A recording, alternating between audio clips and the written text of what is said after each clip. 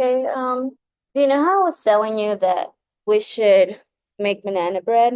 Yeah. Well, that also made me think about the history behind bananas here in the US. Mm-hmm. So I thought it would be kind of fun and interesting to just talk a little about it, just because I've been learning about it in school. Okay. I wanted to share it with you. So maybe we should just like pretend like we're in a very famous podcast and like have like a fun conversation about it. If that's okay. Okay, sure. Okay.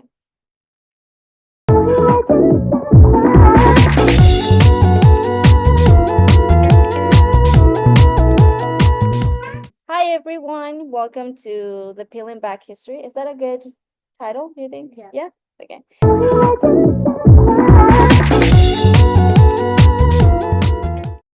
Welcome to the Peeling Back History, the truth about banana republics. Today I'm excited to share something fascinating I've been learning in my Latin American Studies class. Joining with me is my cousin Angie. Thanks for being here. Thanks for having me. I'm curious about what you've been learning. I think you'll find it interesting. So, today we're diving into the history and concept of banana republics, what they are, how they came to be, and why they still matter today. Our conversation will be about 15 minutes long or less. Feel free to ask any questions or jump in whenever you want to. Okay, great. Sounds great. Let's get started. So, what is Banana Republic? To kick things off, have you ever heard that term? Banana Republic? No, I haven't. I always just thought it was the store, the clothing store. That's a common reaction. While the stir borrows the term, its origins are much darker. Banana Republic describes countries, often in Central America or the Caribbean, that were politically unstable and economically dependent on exporting a single crop, usually bananas. Oh, okay, wow. Why bananas specifically? Well, bananas were in high demand in the US and in Europe because they were cheap, easy to transport, and durable to say it like that. Companies like the United Fruit Company, an American corporation, saw this as a business gold mine. They essentially took over the economies of these countries, exploiting their resources and labor. So how the United Fruit Company shape history? To talk about this, let's talk about the United Fruit Company itself, which I think was funded in 1899. This company grew so powerful that it wasn't just a business. It acted like a government in countries like Guatemala, Honduras, and Costa Rica. Oh, that's wild. How did they get so much control?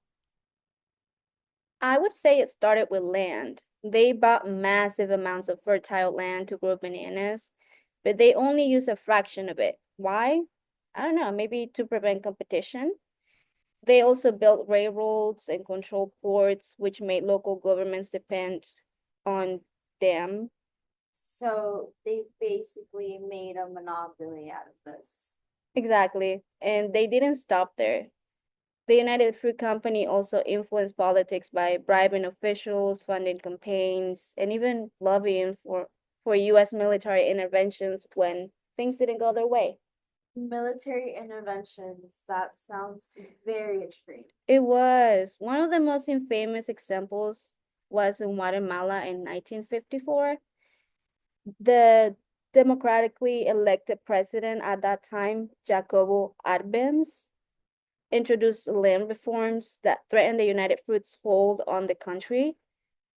The company lobbied the US government, claiming Arbenz was a communist. This was during Cold War, so that label carried weight at that time. Yeah, everyone was a communist, and the US believed them during that time. No, I would say, or I don't know, they pretended to. The CIA orchestrated a coup, overthrowing Arbenz and installing a military dictatorship.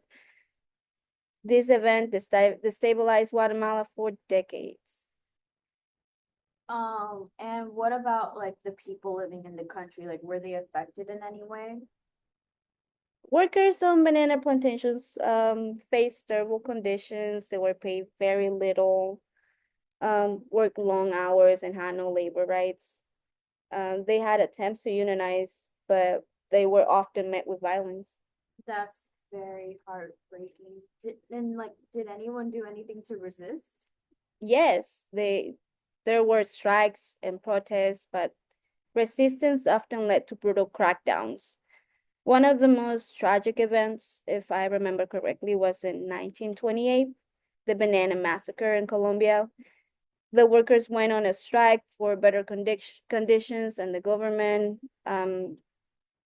under pressure from United Fruit, sent in the military, killing an estimated of 1,000 people, I believe. That's really sad. And like all of this was like protected, like was just like to protect like corporate interest.